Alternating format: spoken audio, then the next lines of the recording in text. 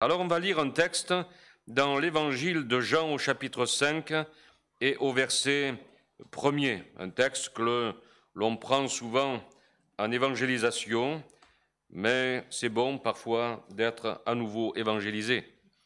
Alléluia. Jean chapitre 5 verset 1er. Après cela, il y eut une fête des Juifs, et Jésus monta à Jérusalem. Or, à Jérusalem, près de la porte des brebis, il y a une piscine qui s'appelle en hébreu Bethesda, et qui a 5 portiques. Sous ces portiques étaient couchés en grand nombre des malades, des aveugles, des boiteux, des paralytiques, qui attendaient le mouvement de l'eau, car un ange descendait de temps en temps dans la piscine et agitait l'eau. Et celui qui descendait le premier, après que l'eau avait été agitée, était guéri, quelle que soit sa maladie. Là se trouvait un homme malade depuis 38 ans. Jésus, l'ayant vu couché, et sachant qu'il était déjà malade depuis longtemps, lui dit : « Veux-tu être guéri ? » Le malade lui répondit : « Seigneur, je n'ai personne pour me jeter dans la piscine quand l'eau est agitée. Et pendant que j'y vais, un autre descend avant moi. Lève-toi, lui dit Jésus, prends ton lit et marche. » Aussitôt cet homme fut guéri. Il prit son lit et marcha. C'était un jour de sabbat. Les Juifs dirent donc à celui qui avait été guéri : « C'est le sabbat. Il ne t'est pas permis d'emporter ton lit. » Il leur répondit : « Celui qui m'a guéri m'a dit : prends ton lit et marche. » Ils lui demandèrent : « Mais qui est l'homme qui t'a dit : prends ton lit et marche ?» Mais celui qui avait été guéri ne savait pas qui c'était, car Jésus avait disparu de la foule qui était en ce lieu. Depuis, Jésus le trouva dans le temple et lui dit : « Voici, tu as été guéri. Ne pêche plus, de peur qu'il ne t'arrive quelque chose de pire. » Cet homme s'en alla et annonça aux Juifs que c'était Jésus qui l'avait guéri.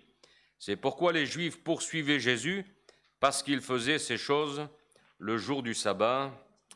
Amen. Il y avait un chant que David avait prévu. Je crois qu'il ne l'a pas chanté, mais j'aimerais bien qu'on le chante avant de finir le culte tout à l'heure. C'était jour de joie, jour de victoire. Jour de joie, jour de victoire. Je crois qu'il a été inspiré en le choisissant, car je crois qu'en ce jour, ça peut être pour quelqu'un un jour de joie et un jour de victoire. Cet homme a été guéri le jour du sabbat, jour de repos, mais pour lui, ce n'était pas un jour de repos. Ce n'était pas un jour où il pouvait se réjouir. C'était la fête des Purim qui était là et qu'il célébrait. Et ce que je remarque, c'est que Jésus, il aimait aller aux fêtes. On a fêté l'armistice du 14 juillet, mais les gens se souviennent, peut-être ceux qui ont fait la guerre, peut-être pas nous, mais ils se souviennent de ce qui s'est passé. Et dans leur cœur, ça renouvelle certainement une certaine gratitude à l'égard de tous ceux qui sont venus comme alliés pour libérer la France. Et je crois que nous aussi, dans ces moments-là, on peut bénir et glorifier le Seigneur de ce qu'il fait. La fête du Purim, c'était un moment particulier. Il se souvenait de ce que Aman, cet homme méchant, voulait faire, exterminer le peuple d'Israël. Et puis la reine Esther, qui a été amenée dans la maison du roi d'une façon miraculeuse. Et Mardoché, qui était de la famille d'Esther, elle avait peur de s'approcher du roi pour demander grâce pour le peuple d'Israël. Et Mardoché lui dira : « Et qui sait si ce n'est pas pour un temps comme celui-ci que tu es parvenu à la royauté ?» Vous savez, le Seigneur est maître des temps et des circonstances. Il est celui qui fait toutes choses belles en son temps. Parfois, nous ne comprenons pas certaines situations, mais le Seigneur est le maître. Il est le maître de nos vies, nos destinées sont dans sa main. Et je crois que la reine Esther a compris réellement. Vous pourrez lire ce texte, ce récit. Il est extraordinaire de voir de quelle manière la providence de Dieu s'est manifestée à l'égard du peuple. Alors, il fêtait tout cela. Il fêtait tout cela. Mais pour cet homme, ce n'était pas la fête. Il se trouvait, nous dit l'Écriture, près de la piscine de Bethesda. Bethesda qui signifie miséricorde ou grâce. C'était à côté de la porte et tout près de la porte des brebis. Beaucoup de personnes sont paralysées comme cet homme.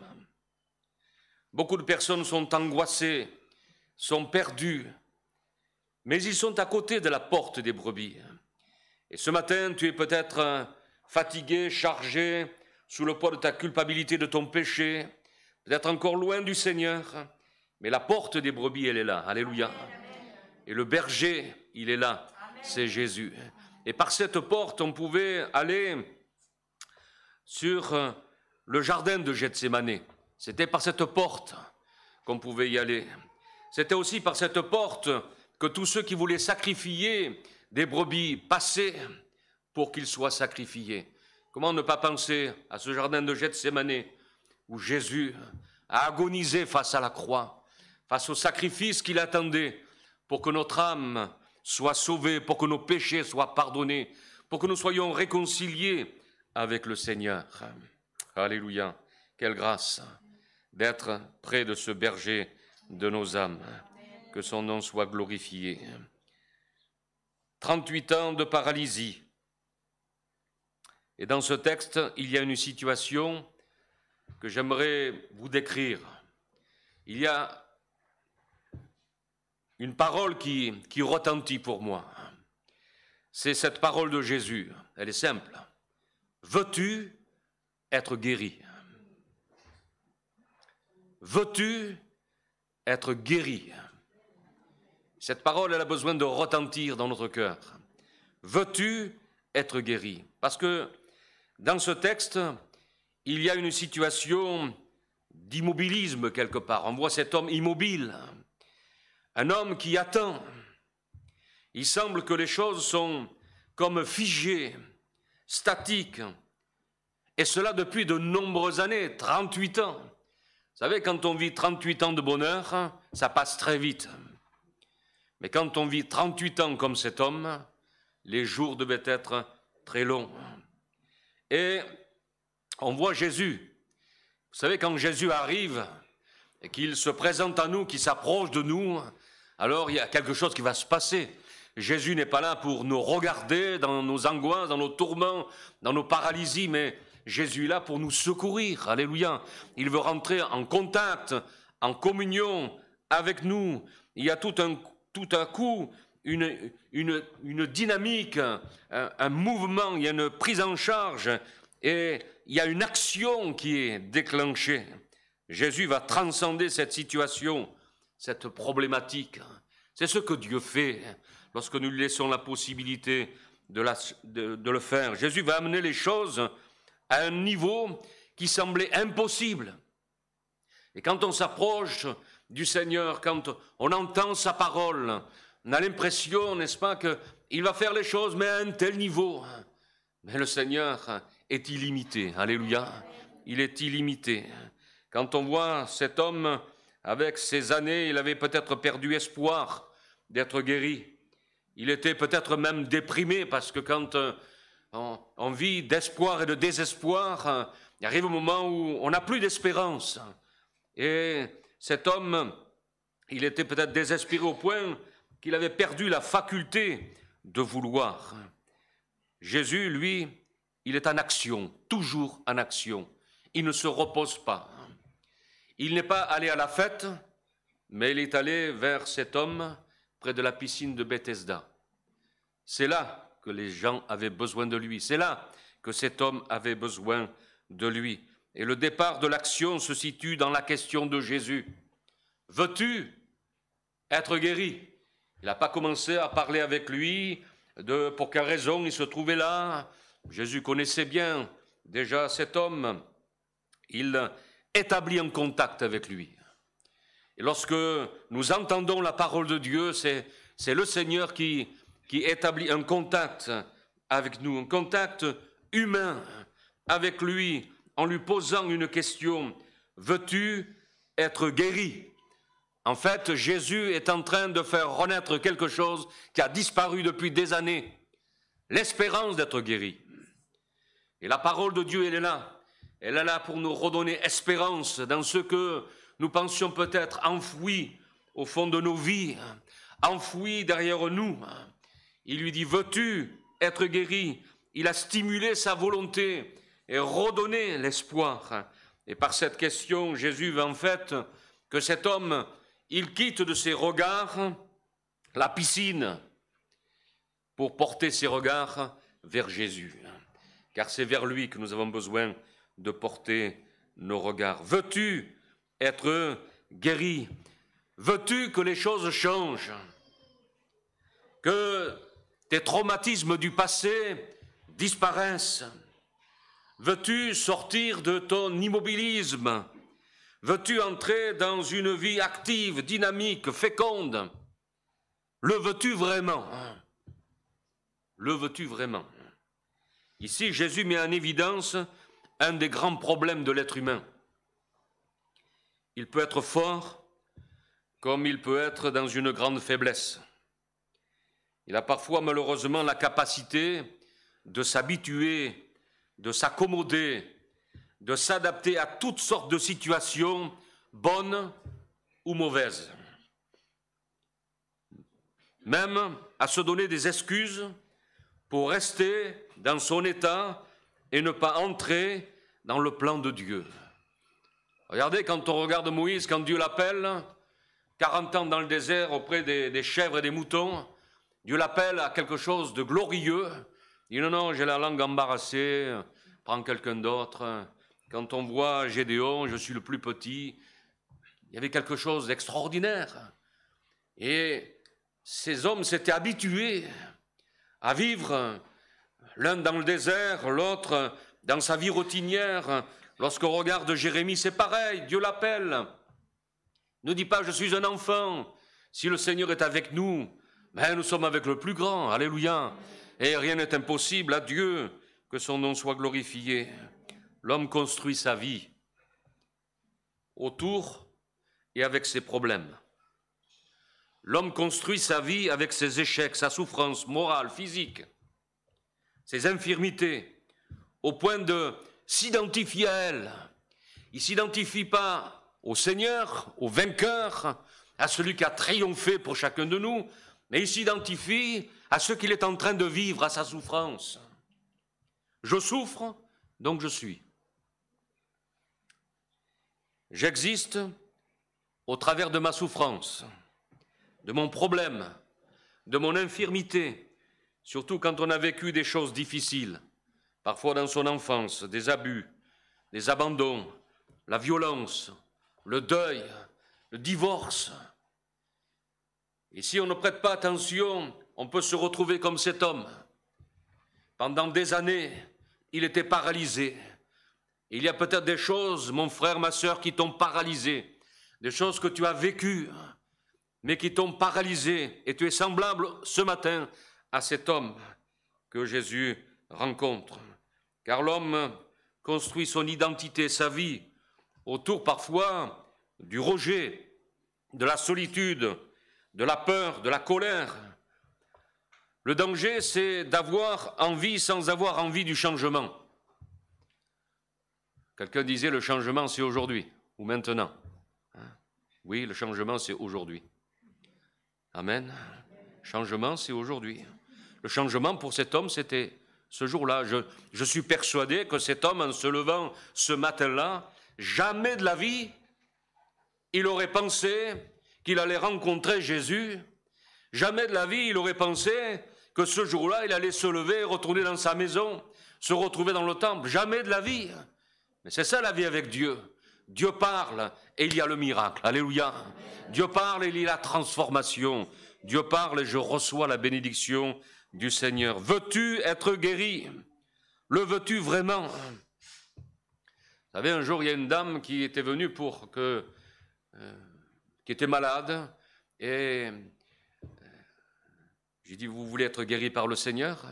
Mais elle dit, oui, mais pas tout entière. Ah bon? Et je dis, pourquoi?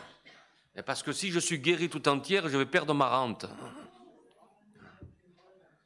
Moi, je préfère perdre ma rente et être en bonne santé. Mais enfin, bon, c'était son choix. Veux-tu être guéri? Et face à l'appel du Seigneur, il y a eu des objections, comme nous en avons parfois. cet homme dira « Je n'ai personne ». Je n'ai personne, et il détaille. Je n'ai personne pour m'aider lorsque l'eau est agitée. Un autre y va à ma place. Je n'ai personne. Je n'ai personne pour m'aider. Je n'ai personne qui m'aime. Je n'ai personne qui me comprenne. Je n'ai personne qui m'écoute, qui partage ma solitude. Personne à qui me confier, avec qui je m'entends. Je n'ai personne. Un des grands problèmes, c'est que nous attendons beaucoup des autres. Pour ne pas dire de l'autre. Nous attendons que ce soit l'autre qui nous rende heureux, qui nous comble affectivement, qui nous aide à nous épanouir, à guérir, à surmonter nos difficultés, à nous mettre en train. Quand je me suis marié, quand nous nous sommes mariés avec mon épouse, peu de temps après, je lui ai dit ceci, je lui ai dit « Sache que je ne pourrai jamais t'apporter ce que Dieu seul pourra t'apporter. Jamais.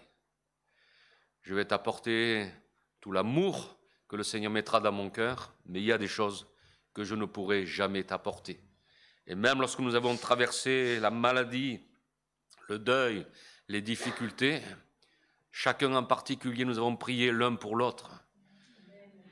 Mais c'est quelque chose de personnel que nous recevons de la part du Seigneur. Parfois, on attend trop de l'autre.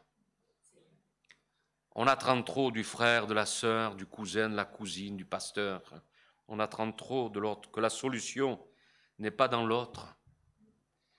Elle est en nous-mêmes, dans notre relation avec Dieu.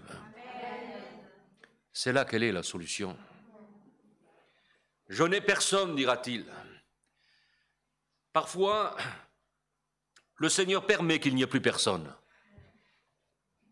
pour nous retrouver seuls avec lui. Plus d'agitation. Et je dirais même que ces moments de vacances doivent être propices, un petit peu comme le Seigneur a conduit le peuple dans le désert. Je t'ai conduit au désert pour pouvoir parler à ton cœur. Parfois, on est tellement agité par toutes sortes de choses, d'activités, avec les enfants, avec les grands-parents, avec les parents, avec le travail. Les jours passent tellement vite qu'on n'a pas le temps de se poser quelque part pour entendre la voix de Dieu. Il dira, un autre descend avant moi. Pendant que je vais, un autre avant moi descend. Il y a toujours quelqu'un qui passe avant moi, qui prend ma place. Il est préféré. Face à « veux-tu être guéri ?» il y a aussi cette objection. Un deuxième grand problème, c'est que nous avons souvent l'impression de ne pas avoir la place qui nous revient. Le sentiment d'injustice. Oui, tel frère, il est béni, lui, mais moi, ça fait un moment que je bagarre et ça fait un moment que je traîne mon fardeau, ça fait un moment que les choses du passé me paralysent, que je ne suis pas guéri. Et je vois un tel, j'entends tel témoignage.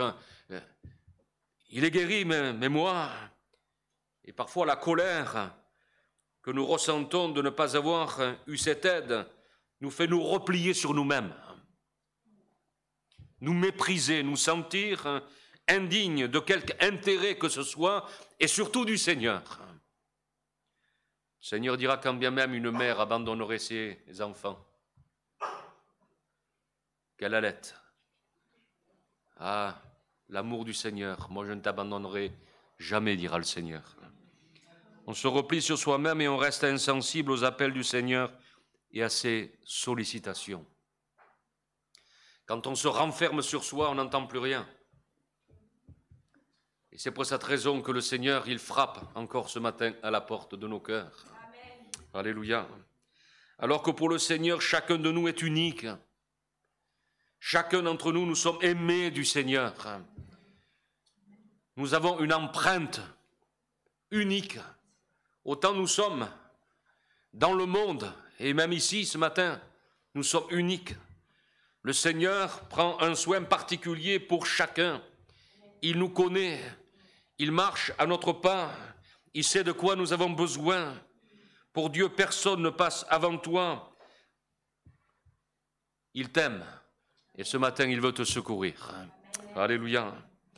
Il y a 3 étapes de la guérison et de la marche en avant. Jésus lui dit, lève-toi, lève-toi. Cet homme était comme dans la mort.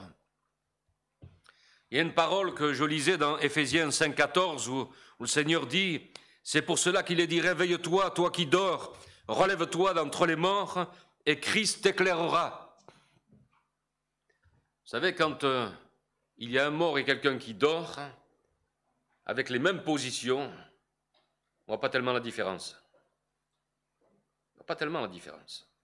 Et je comprends pour quelle raison, parfois, dans notre vie chrétienne, on est comme paralysé, on est comme mort. Et cette parole, elle retentit aux oreilles des vivants. C'est pour cela qu'il est dit, réveille-toi, toi qui dors, relève-toi d'entre les morts et Christ t'éclairera. Parfois, notre volonté est endormie. Parfois, c'est la parole que nous entendons, elle est synonyme de résurrection. Le Seigneur, il est la résurrection et la vie. Parfois, on a l'impression que tout est mort. Et c'est un mot que souvent on entend. Oh, c'est mort. C'est mort. C'est fini. C'est mort. Quand on dit ça, c'est que c'est terminé. C'est mort. Non, mais Jésus est appelé la résurrection et la vie. Alléluia. Il est celui qui ressuscite ce qui est mort. Parfois, les choses, les sentiments, l'amour, même parfois dans des couples en difficulté, commencent à mourir. Mais Jésus est appelé la résurrection et la vie. Alléluia. J'aime cette parole de l'enfant prodigue où il dit « Je me lèverai ». Amen. Heureusement qu'il s'est levé. Sinon, il serait encore en train de donner à manger au pourceau. Bon, il serait mort depuis, mais c'est pour dire. Je me lèverai, j'irai vers mon Père, et je lui dirai, mon Père, j'ai péché contre le ciel et contre toi. Je ne suis plus digne d'être appelé ton fils. Traite-moi comme l'un de tes mercenaires. Et il se leva, il alla vers son Père, comme il était encore loin. Son Père le vit et fut ému de compassion. Il courut se jeter à son cou et l'embrassa. Un Israélite, un Juif qui courait, c'était impossible à voir. Impossible. D'abord parce que c'était une difficulté. Vous savez que les Juifs sont habillés avec des robes qui vont jusqu'aux pieds. Courir avec comme ça. Il a fallu qu'il soulève légèrement sa robe pour courir, mais il était empressé. Comme il est empressé, comme le Seigneur est empressé ce matin de te voir venir à lui. Afin qu'il te sauve, afin qu'il te pardonne, afin qu'il te libère. Se mettre debout, lève-toi, dira Jésus. Se mettre debout signifie changer de position. Pas simplement, tu es assis, tu vas te lever, mais dans ton cœur. Lève-toi, change de position. C'est prendre une décision. Peut-être vous dites, ce n'est pas possible. Oui, humainement, ce n'est pas possible. Mais Jésus est là. Amen. Et si c'est lui qui te dit, lève-toi, alors tout devient possible. Amen. Si tu saisis cette parole par la foi et dans la foi. Lorsqu'on voit Pierre et Jean qui montent au temple, dans Acte 3, 6, il est dit, alors Pierre lui dit à cet homme qui était paralysé, je n'ai ni argent ni or, mais ce que j'ai, je te le donne au nom de Jésus-Christ de Nazareth, lève-toi et marche. Alléluia. Il a saisi cette parole. Mettez-vous dans la peau de cet homme, de ce paralytique, que ce soit cet homme qui est à la porte du temple, ou ce paralysé, et que Jésus interpelle. Il est là, paralysé, il entend une parole. On n'a pas d'argent, on n'a pas d'or, mais ce que nous avons, nous te le donnons. Lève-toi, prends ton lit et marche. Il faut saisir par la foi. Et la délivrance et la guérison de ton infirmité, quelle qu'elle soit, de ta maladie, c'est de saisir la parole du Seigneur. Dans Ésaïe 61, il est dit, lève-toi, sois éclairé, car ta lumière arrive, et la gloire de l'Éternel se lève sur toi. Amen. Même les morts se lèvent à la parole de Jésus. Il s'approcha et toucha le cercueil. Ceux qui le portaient s'arrêtèrent. Il dit, « Jeune homme, je te le dis, lève-toi. » Et le mort s'assit et se mit à parler. Jésus le rendit à sa mère. Alléluia.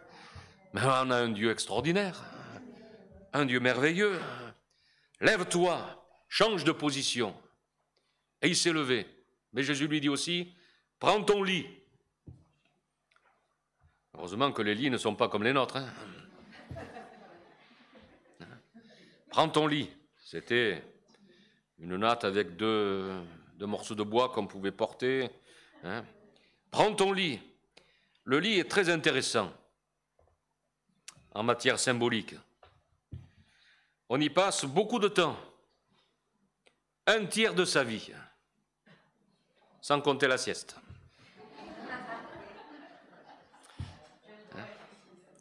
Mais c'est un lieu, le lit de vie et de mort. On est dans un lit et on meurt dans un lit. C'est un lieu aussi de plaisir, de souffrance, plaisir conjugal et souffrance dans la maladie. C'est un lieu de repos, ça peut être aussi un lieu de fatigue. Repos du sommeil, mais fatigue quand on a des insomnies. C'est un lieu de rêve, où on rêve, mais c'est parfois un lieu de cauchemar. Ce qui est agréable et ce qui est angoissant. C'est un lieu d'assoupissement et un lieu de réveil, de déclin et de renouveau. Le lit, en fait, symbolise la vie dans sa totalité, mais aussi dans son ambivalence. Prends ton lit signifie prends ta vie en main. Prends ta vie en main, dans ce qu'il a de bon et de moins bon. Ne sois plus spectateur, mais acteur.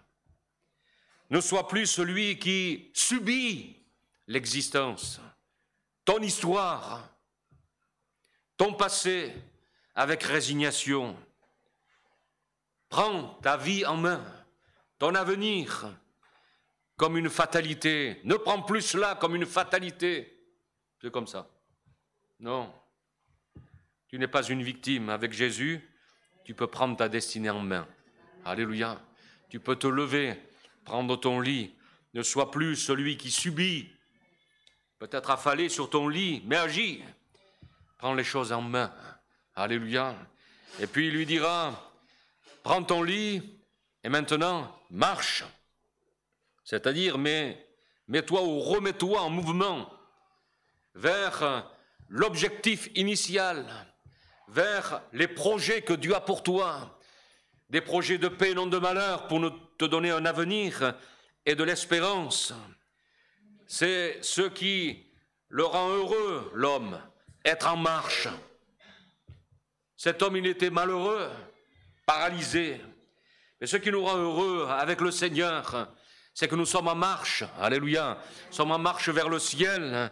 Et j'aime ces béatitudes dans l'évangile de Matthieu où le Seigneur dira « Heureux les pauvres en esprit, car le royaume des cieux est à eux.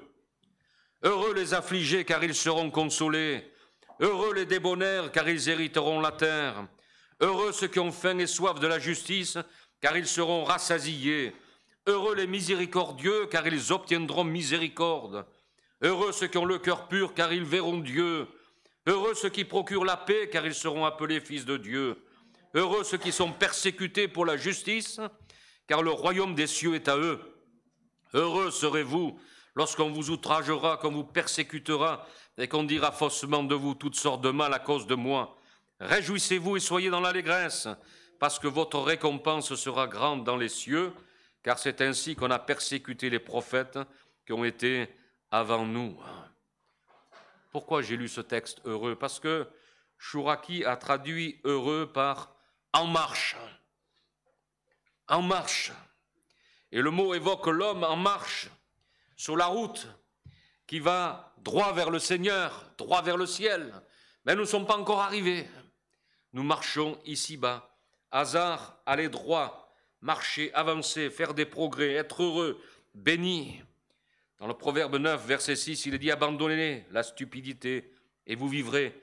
Dirigez-vous dans la voie de l'intelligence. » Celui qui reçoit la parole de Dieu, c'est un homme intelligent. Celui qui lit la parole de Dieu, c'est un homme intelligent. Nous sommes en marche vers le Père. C'est en lui, en Jésus-Christ, que s'accomplit notre destinée. Ce n'est pas la volonté du Seigneur de voir cet homme paralysé, comme ce n'est pas la volonté du Seigneur de te voir dans l'état dans lequel tu te trouves ce matin. Ce n'est pas sa volonté, mais il veut que tu saisisses cette parole qui a été annoncée par cet homme. Veux-tu être guéri? Veux-tu être guéri? Quand Jésus est là, tout peut arriver. Peut-être tu es dans la situation statique de cet homme. Ne regarde plus ce que tu as été, mais regarde ce que Dieu veut faire dans ta vie et de ta vie ce matin. Alléluia. Ne pensez plus aux événements passés, dira le Seigneur, aux événements douloureux. Il dira, voici, je fais toute chose nouvelle. Ne la connaîtrez-vous pas? Point d'interrogation. Oui, le Seigneur veut que nous connaissions la délivrance, le secours, la paix du cœur, la paix de l'âme, la restauration intérieure, toutes les choses du passé qui nous ont encombrés jusqu'à aujourd'hui, qui nous ont paralysés et qui nous ont amenés à vivre une vie de routine, sans enthousiasme, sans joie réelle, sans onction de l'Esprit, pour le célébrer, pour l'adorer, pour proclamer son nom. Veux-tu être guéri, libéré de ce que tu as paralysé jusqu'à aujourd'hui, qui t'a fait être dépendant peut-être des autres? Jésus est aussi ici et il te dit, lève-toi, prends ton lit et marche. Amen. Prions le Seigneur. Nous voulons te bénir et te louer pour ta parole qui est vérité, qui est esprit et vie, qui est puissance, qui est autorité, Seigneur. Nous te bénissons parce que tu dis, Seigneur, dans l'Écriture, tu envoyas ta parole et tu les guéris. Et tu envoies encore ta parole ce matin et tu nous guéris. Tu guéris celui qui est paralysé. Tu guéris celui qui est angoissé. Tu guéris, Seigneur, et tu illumines les yeux des cœurs afin que chacun, nous puissions voir resplendir ta gloire dans nos vies, dans nos situations, Seigneur. Tu nous as donné rendez-vous dans ce lieu ce matin pour nous secourir, pour nous bénir, pour nous affranchir, Seigneur, pour que nous repartions de ce lieu avec ta riche bénédiction, que tu ne fais suivre d'aucun chagrin, Seigneur, que personne dans sa situation ne se prive de ta grâce, de ton secours et de ta délivrance. Nous te le demandons dans le précieux nom de Jésus, et qu'à ton nom revienne toute la gloire. Amen, Seigneur.